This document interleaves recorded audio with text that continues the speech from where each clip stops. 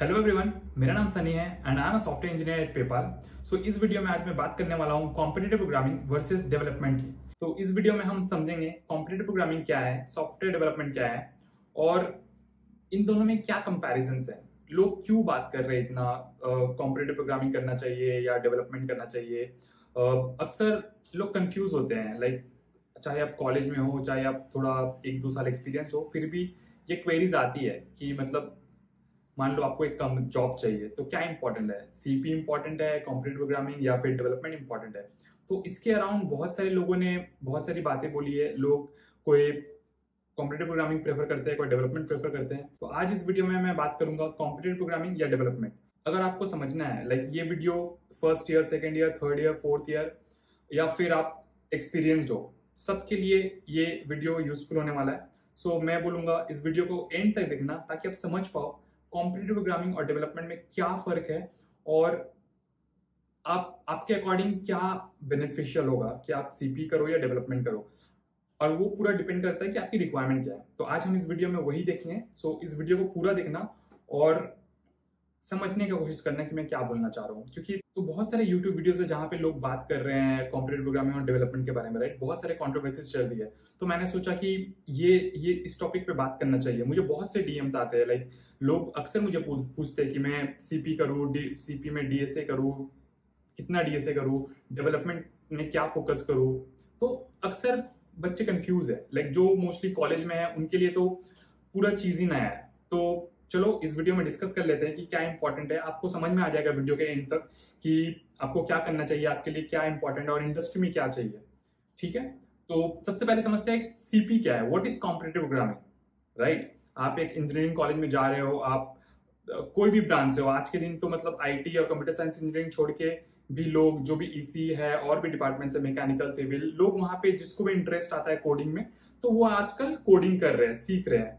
ठीक है, तो जो फंडामेंटल चीज है, जो फंडामेंटल चीज जो हम लोग अक्सर सुनते हैं कि डेटा स्ट्रक्चर कर लो, एल्गोरिथम्स कर लो, हो जाएगा, राइट। और फिर कॉम्पिटिटिव प्रोग्रामिंग उसके बाद आता है। तो सबसे पहले तो हम बोलते हैं कोडिंग का फंडामेंटल क्या है। कोडिंग का फंडामेंटल है कि सबसे पहले तो आपको एक लैंग्वेज आनी चाहिए, राइट। आपको कोड लिखने आने चाहिए कि एक प्रॉब्लम स्टेटमेंट मिला है, आपको एक लैंग्वेज आता है जिसके थ्रू से आप उसको सॉल्व कर सकते हो। तो ये प्रोसेस हो गया कि आप एक कोड लिख सकते हो, राइट। और फिर उसके बाद क्या आता है, उसके बाद आता है कि ठीक है चलो अब तो आपको एक लैंग्वेज पे, किसी स्पेसिफिक लैंग्वेज, चाहे वो सी हो गया, C++ हो गया, जावा हो गया और कोई भी लैंग्वेज हो गया जिसपे आप कोड लिख सकते हो एटलीस्ट। तो ये तो हो गया कि आपको कोड लिखने आ गया। इसके बाद क्या, इसके बाद आता है डेटा स्ट्रक्चर्स। डेटा स्ट्रक्चर्स आपको क्या हेल्प करता है कि आप एक एफिशिएंट कोड लिख पाओ। डेटा स्ट्रक्चर का हेल्प से आप एक कॉम्प्लेक्स प्रॉब्लम को सिंपल वे में सॉल्व कर सकते हो। तो उसके लिए आपको डेटा स्ट्रक्चर्स आना चाहिए, राइट। तो ये भी एक फंडामेंटल्स है, राइट, कि ये आते मतलब आपको यूज में लगेगा ही। तो इसका नॉलेज होना बहुत इंपॉर्टेंट है। आज हो या आज से 10 साल बाद हो, आप सॉफ्टवेयर डेवलपमेंट में रहोगे तो आपको ये चीजें लगेगी, राइट। तो डेटा स्ट्रक्चर्स तो आना, बेसिक डेटा स्ट्रक्चर्स तो सबको आना चाहिए। उसके बाद आ जाता है कॉम्पिटिटिव प्रोग्रामिंग। अब वो क्या है, कॉम्पिटिटिव प्रोग्रामिंग और एक लेवल ऊपर हो गया। उसमें क्या होता है, उसमें जनरली लोग कॉन्टेस्ट वगैरह में पार्टिसिपेट करते हैं। तो वहां पे कंपैरेटिवली, मतलब सपोज आपको कोड लिखना भी आ गया, data structures, basic data structures, list, Q, tree, graph, ये सब चीजें, बेसिक चीजें आती है। उसके बाद क्या होता है, आपको जब बेसिक चीजें आती है तो उसका एक लेवल ऊपर जो होता है सीपी, कॉम्पिटिटिव प्रोग्रामिंग। उसमें क्या होता है, उसमें बेसिकली आपको एक प्रॉब्लम स्टेटमेंट दिया जाएगा और उसको आइडेंटिफाई करना पड़ेगा कि पहले तो उसका सॉल्यूशन क्या है, कैसे सॉल्व करें और उसको एफिशिएंटली कैसे सॉल्व करें। एक होता है कि आप नाइव वे में कोई भी प्रॉब्लम को आपको दिया गया और आपने सॉल्व कर दिया। लेट्स से आपका एक प्रॉब्लम स्टेटमेंट था जिसको आपने कोड किया और वो सॉल्यूशन देने में आपको लेट्स से 1 सेकंड लगाता है, राइट। अब वहां पे रिक्वायरमेंट हो सकती है कि आपको उसको और कम टाइम पे एफिशिएंट वे में करना है। तो कभी कभी क्या होता है ना, डिपेंडिंग अपॉन द कि आपके पास डेटा कितना है, कितना डेटा के ऊपर वो पर्टिकुलर चीज को प्रोसेस करना है, तो उसके अकॉर्डिंग आपका टाइम भी बढ़ जाता है, राइट। आज अगर आप छोटे डेटा सेट पे आप 1 सेकंड में आउटपुट ला पा रहे हो, तो कल को अगर आपको कोई बड़ा डेटा सेट दिया जाएगा तो आपको कंपैरेटिवली ज्यादा टाइम लगेगा। तो उसी के लिए बोला जाता है कि क्या हम इसको बेटर तरीके, एफिशिएंट वे में कर पाए, क्या ये स्केलेबल है, ताकि इन फ्यूचर अगर जब भी हमारे पास बहुत बड़े सिस्टम पे उस चीज को, उस एल्गोरिथम को रन करना हो, तो हम एक सिग्निफिकेंट टाइम में आउटपुट ले आए, राइट, मिल जाए हमें, तभी हम बोल पाएंगे कि एक एफिशिएंट कोड है। तो उसके लिए आ जाता है आपका डेटा स्ट्रक्चर का यूज। तो कॉम्पिटिटिव प्रोग्रामिंग से आपको बेसिकली ये समझ आ जाता है कि बेसिकली वो कॉम्पिटिटिव प्रोग्रामिंग सीपी करते करते आप इतना प्रैक्टिस कर लेते हो कि आपको समझ आ जाता है कि ये पर्टिकुलर प्रॉब्लम है और इसको अगर मैं ये एबीसी डेटा स्ट्रक्चर कोई भी जो भी आपको लगता है कि एफिशिएंट डेटा स्ट्रक्चर है इस पर्टिकुलर प्रॉब्लम को सॉल्व करने के लिए, जैसे मान लो आपका एक प्रॉब्लम स्टेटमेंट जहां पे लुकअप बहुत इंपॉर्टेंट है, तो कोई भी आके बोलेगा कि हाँ हैश मैप यूज कर लेते हैं, आपका लुकअप इजी हो जाएगा, कॉन्स्टेंट में आपको वैल्यूज मिल जाएंगे। तो ऐसे वाली चीजें है कि आपको प्रॉब्लम स्टेटमेंट के अकॉर्डिंग देखना है कि आपका कौन सा डेटा स्ट्रक्चर सुटेबल है और आप उसको उस नॉलेज को यूज करके एफिशिएंट कोड लिखते हो।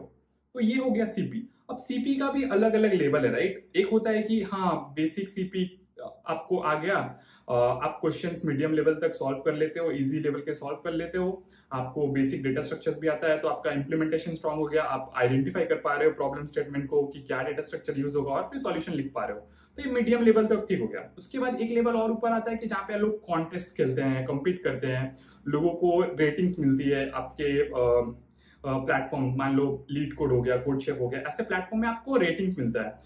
वो रेटिंग्स भी इन अ वे यूजफुल होता है क्योंकि कहीं ना कहीं वो एक आपका प्रोफाइल बन गया, राइट। आप कुछ भी करते हो आप रिज्यूमे में डालते हो, राइट। तो मान के चलो कि आपका रेटिंग अच्छा है किसी भी कोडिंग प्लेटफॉर्म में, तो वो भी आपको हेल्प करेगा, राइट। आप कोई भी बंदा जिसको पता है इस चीज के बारे में, वो जाएगा आपके प्रोफाइल पे, देखेगा ये रेटिंग है, बंदे ने इतने प्रॉब्लम सॉल्व कर रखे हैं, इतना इजी, इतना मीडियम, इतना हार्ड। तो उससे हम इवेलुएट कर लेते हैं कि कितना नॉलेज है, मतलब किस लेवल तक आपने कोडिंग कर रखा है, आपको कितना एक्सपीरियंस है, ठीक है। और सीपी का ऐसा है कि आपका जो लेवल है वो बहुत एडवांस लेवल तक आप जा सकते हो। बहुत सारे कॉन्टेस्ट है, गूगल किकस्टार्ट हो गया, हैकर कप हो गया, आईसीपीसी हो गया, तो ऐसे वाले कॉन्टेस्ट आप दे सकते हो। आप कंट्री लेवल पे आ सकते हो, वर्ल्ड लेवल पे आ सकते हो।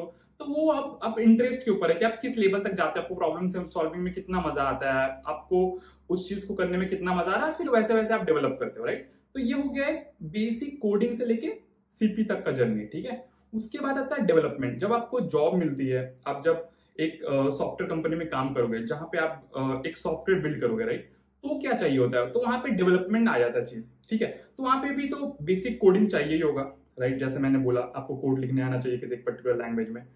उसके बाद आ जाता है कि वो कोड भी अच्छा होना चाहिए, एफिशिएंट होना चाहिए, राइट। आप मतलब आप जो भी सॉल्यूशन लिख रहे हो वो एफिशिएंट होना चाहिए, चाहे आप जो भी काम करो, राइट। एक मतलब किसी भी टाइप के काम में क्या चाहिए होता है कि आपका जो वर्क है वो आप कितना अच्छे से कर रहे हो, काम कितने अच्छे से कर रहे हो। अगर आप सॉफ्टवेयर बना भी रहे हो तो वो कितना सॉफ्टवेयर कितना अच्छा है, वो यूजर एक्सपीरियंस कितना अच्छा दे रहा है, लोगों की प्रॉब्लम कितनी अच्छी सॉल्व कर रही है। तो उसके लिए भी आपको डेटा स्ट्रक्चर्स लगेगा, राइट, कि आप बेसिक डेटा स्ट्रक्चर्स को यूज करके एक अच्छा सॉफ्टवेयर बना लेते हो, ठीक है। बट डेवलपमेंट में डिफरेंट क्या है, राइट।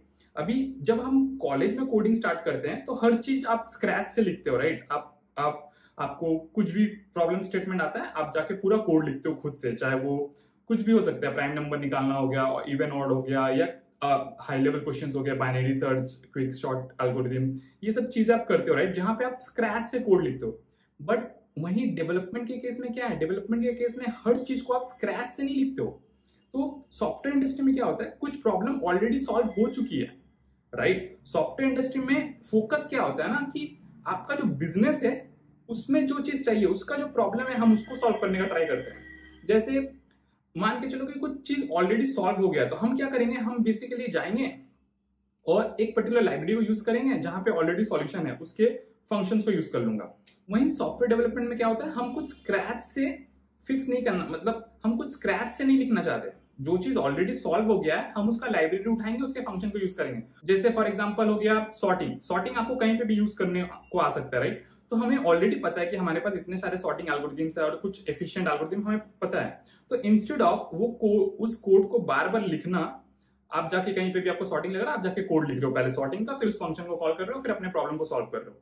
बट हम नहीं करेंगे, राइट। वैसा जो सॉर्टिंग का एल्गोरिथम इतना कॉमन है वो ऑलरेडी लाइब्रेरी में है। जैसे फॉर एग्जांपल जावा में कलेक्शन फ्रेमवर्क में आपको सॉर्टिंग मेथड मिल जाएगा, आप सिंपली जाके उस मेथड को कॉल करोगे, अपने डेटा स्ट्रक्चर को पास करोगे, आपके जो भी आउटपुट होगा वो सॉर्टेड फॉर्म में होगा। तो मेरा बोलने का मतलब है कि वहां पे हम चीजें रीयूज करते हैं।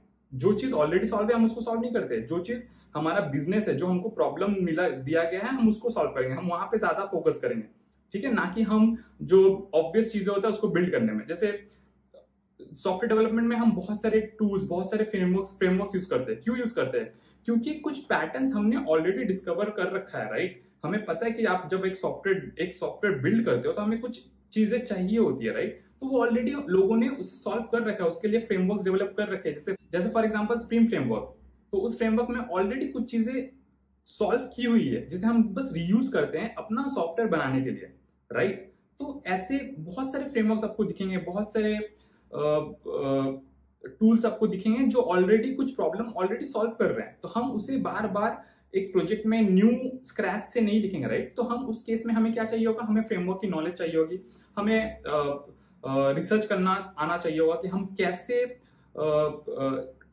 कैसे डिसाइड करें कि हमें कौन सा फ्रेमवर्क यूज करना है। हमें ये कंपैरिजन करते आना चाहिए कि हम कौन सा फ्रेमवर्क यूज करें, कौन सा ज्यादा बेनिफिशियल है। एक फ्रेमवर्क का प्रोज एंड कॉन्स हम कंपेयर करते हैं, तब जाके किसी चीज को पिक करते हैं और फिर इसको यूज करते हैं डेवलपमेंट के केस में, राइट। तो यहाँ पे भी आपको बेसिक कोडिंग और डेटा स्ट्रक्चर्स का नॉलेज तो होना ही चाहिए। ऑन टॉप ऑफ दैट आपको वेब सर्विसेज क्या है, इंटरनेट काम कैसे करता है, एपीआईज क्या होती है, ये सब चीजें चाहिए होगा, राइट। तो ये सब हो गया डेवलपमेंट के फंडामेंटल्स। जैसे आपको कॉलेज में कोडिंग के फंडामेंटल्स आप बिल्ड कर रहे हो, ठीक है, वैसे ये हो गया डेवलपमेंट के फंडामेंटल्स। अब क्वेश्चन क्या आता है, क्वेश्चन आई होप आप समझ गए होंगे सीपी और डेवलपमेंट क्या है। तो इस पे भी अगर कोई क्वेश्चन होगा तो आप कमेंट में पूछ लेना, मैं बता दूंगा। तो अब चलो पूछते हैं कि जो मेन क्वेश्चन है कि सीपी इंपॉर्टेंट है या डेवलपमेंट।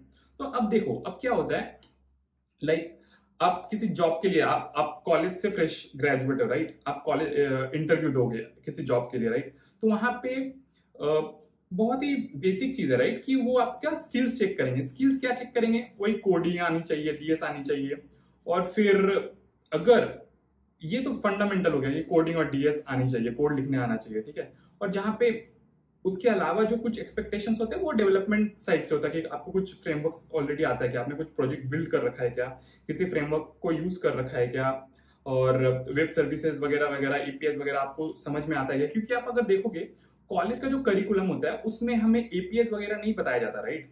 हमें वहां पे सिर्फ कोडिंग, डेटा स्ट्रक्चर्स, ये मेनली एल्गोरिथम्स, जो पॉपुलर एल्गोरिथम्स है वो सब बताया जाता है। बट वहीं अगर सॉफ्टवेयर डेवलपमेंट की बात कर ले, फ्रंट एंड हो गया, बैक एंड हो गया, एपीएस बनाना, end to end full stack development करना, वहां पे बहुत सारी चीजें इन्वॉल्व होती है, बहुत सारी चीजें, लाइब्रेरीज, फ्रेमवर्क्स इन्वॉल्व होता है। तो अब क्या होता है कि कॉलेज में बच्चे या तो फोकस करते हैं पूरा कोडिंग में, सीपी करते हैं मेजरली, और कुछ बच्चे ऐसे होते हैं जिनको इंटरेस्ट होता है पूरा एंड टू एंड प्रोजेक्ट बनाने में।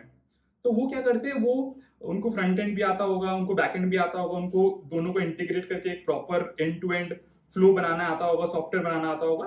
तो वैसी चीजें भी है। तो अब क्वेश्चन है कि क्या इंपॉर्टेंट है। तो मेरे हिसाब से दोनों का अपना अपना इंपॉर्टेंस है, ठीक है। मान के चलो आप कॉलेज से फ्रेश ग्रेजुएट हो, राइट, किसी कंपनी के लिए आप इंटरव्यू दे रहे हो, और वैसे भी कंपनी वाइज आपको पता चल ही जाता है कि मतलब जितने भी टेक जायंट्स है वो मोस्टली डेटा स्ट्रक्चर में फॉलो करते हैं। क्यों? क्योंकि उनको पता है कि एक बार ये पर्टिकुलर कैंडिडेट अगर इंडस्ट्री में आ गया तो हम उनको सिखा देंगे। मतलब एक बार बेसिक आपको अगर आता है तो फ्रेमवर्क पिक करना और उन सब चीजों को सीखने का आपको टाइम मिलेगा, ठीक है। ये हो गया आपके टेक जायंट्स या कोई भी एमएनसीज या कोई एस्टैब्लिश्ड कंपनी के लिए, ठीक है। वहीं स्टार्टअप के केस में क्या होता है, वो प्रेफर करते हैं कि आपको वेब सर्विसेज वगैरह पता हो, फ्रेमवर्क्स पता हो, फुल स्टैक आपने कर रखा हो, प्रोजेक्ट्स कर रखा हो, आपको एक्सपीरियंस हो, मतलब कुछ डेटाबेस, मोंगोडीबी, पोस्टग्रेस, ऐसे वाली चीजें पता हो। तो उसमें क्या होता है कि वो फोकस करते हैं कि हम वैसे बच्चों को उठाएं जिनको थोड़ा एक्सपीरियंस है ये सब चीज को लेके, तो उनको टाइम और एफर्ट नहीं देना पड़ेगा, राइट, आपको ये सब चीज सिखाने के लिए। क्योंकि उनके पास ज्यादा मतलब वो बहुत लिमिटेड रिसोर्सेज पे चलते हैं, राइट। तो वो मेजरली फोकस करते हैं कि बच्चे को अगर आता है तो हम उनको प्रेफर करेंगे। वहीं टेक जायंट्स में क्या होता है कि उनका एक प्रॉपर ऑनबोर्डिंग का प्लान होता है, राइट, जहां पे आपको हायर किया जाता है और फिर आपको चीजें सिखाई जाती है, आपके बूट कैंप्स होते हैं जहां पे आप डिफरेंट फ्रेमवर्क्स वगैरह वगैरह सीखते हो। अपार्ट फ्रॉम कोडिंग, कोडिंग तो आपको आती है, आपने ऑलरेडी इंटरव्यू क्रैक किया है, डीएसए वगैरह के राउंड्स क्रैक किए, तो आपको ऑलरेडी आता है, राइट। तो ऐसा सिस्टम है। तो अब मेजरली अगर आप देखोगे तो आज भी मतलब एक्सपीरियंस लोगों को भी डीएसए वगैरह पूछा जाता है। अगर आप इंडस्ट्री में 2 साल काम कर रहे हो फिर भी आपसे पूछा जाता है। क्यों? क्योंकि जो टेक जायंट्स होते हैं वो प्रॉब्लम सॉल्विंग में ज्यादा ध्यान देते हैं। क्योंकि जो फ्रेमवर्क्स वगैरह होता है ना, अगर आपको फंडामेंटल्स आता है तो आप फ्रेमवर्क्स पिक कर लोगे, बट आपको अगर बेसिक ही क्लियर नहीं है, प्रॉब्लम सॉल्व नहीं कर पा रहे हो, उतना प्रैक्टिस नहीं है, तो वहां पे थोड़ा पीछे चले जाते हो। वहीं किसी को अगर प्रॉब्लम सॉल्विंग अच्छा है तो वो उसका एक एज हो जाता है, ऊपर से आपका डेवलपमेंट भी अच्छा है तो और थोड़ा एज है। बट आपको मैं अगर बता दूं, टेक जायंट्स में मैंने मोस्टली देखा है वो उतना फोकस नहीं करते डेवलपमेंट वाली चीज में। अगर है तो प्लस है, +1 है, अगर नहीं है तो इट्स ओके। अगर आपका प्रॉब्लम सॉल्विंग स्किल है तो यू विल गेट हायर्ड। वहीं स्टार्टअप में अगर आप जाते हो तो हाँ, प्रोजेक्ट पे वो लोग ध्यान देते हैं। तो अब ये आप पे डिपेंड करता है कि आपका वे क्या है, मतलब आप कहाँ जाना चाहते हो, किस किस टाइप के ऑर्गेनाइजेशन के साथ काम करना चाहते हो। ठीक है, तो उसके अकॉर्डिंग आप अपनी चीजों को प्रायोरिटाइज करो। तो उसमें कैसा होगा कि मान के चलो कि आपको सीपी में उतना इंटरेस्ट नहीं है, आपको उतना उस लेवल तक नहीं जाना है, आपको कॉन्टेस्ट नहीं खेलने, आपको बेसिक डेटा स्ट्रक्चर आता है। अब आप क्या कर रहे हो, आप फुल स्टैक पे जा रहे हो। आप फ्रंट एंड के रिएक्ट जेएस वगैरह उठा लिए, बैक एंड के एक लैंग्वेज उठा लिए, एक डेटाबेस उठा लिया और एक end to end flow product बनाने में आपको मजा आता है। आपको मजा आता है कि मतलब एक यूनिक प्रोडक्ट सोचा आपने, एक प्रॉब्लम को सॉल्व कर रहा है और फिर एक कस्टमर को टारगेट किया। तो ऐसे वाले लोग भी होते हैं जिनको ऐसे चीजों में बहुत मजा आता है। आज तो लिंक्डइन में आप देखते ही होंगे कि आपको बहुत सारे ऐसे एग्जांपल्स मिल जाएंगे जो ऐसे मतलब कॉलेज लेवल से ही प्रोडक्ट लॉन्च कर रहे हैं। तो ये सब चीजें हैं। तो यही है बेसिक डिफरेंस, आपको समझ में आ ही गया होगा। तो instead of going into the controversy क्या अच्छा है, सीपी अच्छा है, डेवलपमेंट अच्छा है और फिर ऐसे चीजों को देखना और अपना टाइम गंवाना, उससे अच्छा आप अपने इंटरेस्ट को पकड़ो। आपको अगर सीपी अच्छा लगता है सीपी करो, डेवलपमेंट अच्छा लगता है डेवलपमेंट करो, सॉफ्टवेयर बिल्ड करो और उसके अकॉर्डिंग इंटरव्यूज दो और उसके अकॉर्डिंग आप ऑब्वियसली हायर हो जाओगे। एक बार आपके पास स्किल है, चाहे वो किसी भी चीज के हो, उसके अकॉर्डिंग आपको उस प्रोफाइल का जॉब तो मिल ही जाएगा। तो बस इतना ही बताना था इस टॉपिक के बारे में। तो आई होप आपको इस वीडियो से कुछ तो समझ में आया होगा, आप कुछ तो सीखे होगे। अगर सीखे हो और आपको ये वीडियो हेल्पफुल लगा है तो आप लाइक कर देना ताकि और भी बच्चों तक ये पहुंच सके। और इसके अलावा आपका अगर कुछ सजेशंस या क्वेरीज है तो आप कमेंट्स में डाल देना, मैं उसको आंसर कर दूंगा।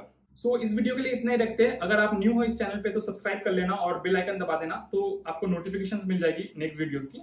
तो चलो मिलते हैं किसी और वीडियो में। Thank you for watching.